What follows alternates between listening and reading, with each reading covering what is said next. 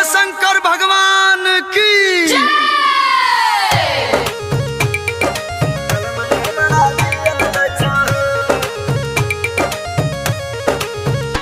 अभी आप सुन रहे हैं कांवड़िया म्यूजिक।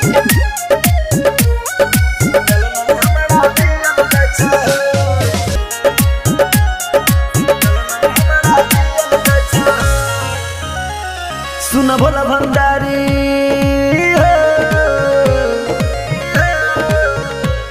सुन भोला भंडारी हमरा चाहिए बनारी तू खोजे लो धरती पयाबा परेशान छ तोहर चेला छै जवानी में अकेला।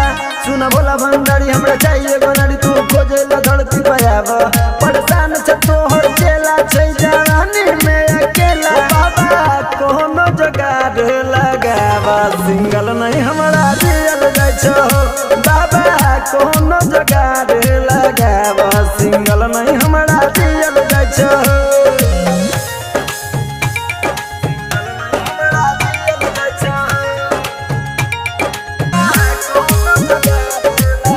म्यूजिक बाय दिलीप सावरिया। छिया जवान छयो जान के जरूरी दिल में रोए वाली मेहमान के जरूरी।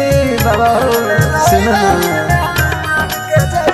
हे हो छिया जवान छयो जान के जरूरी दिल में रोए वाली मेहमान के जरूरी।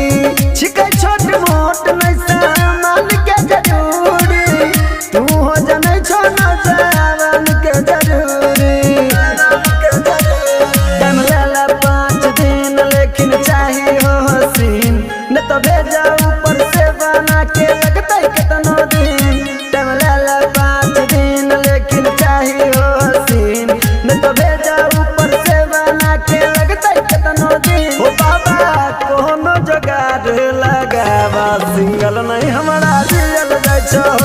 बाबा कोनो जगाड़ लगावा सिंगल नहीं हमरा दियल जाय छो।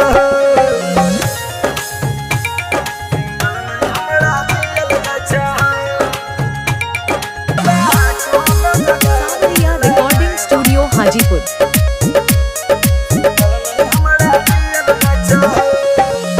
झेले बकरा नहीं हेतै हमरा से कहो खोज के दिया गोड़ की जिला टॉप बाबा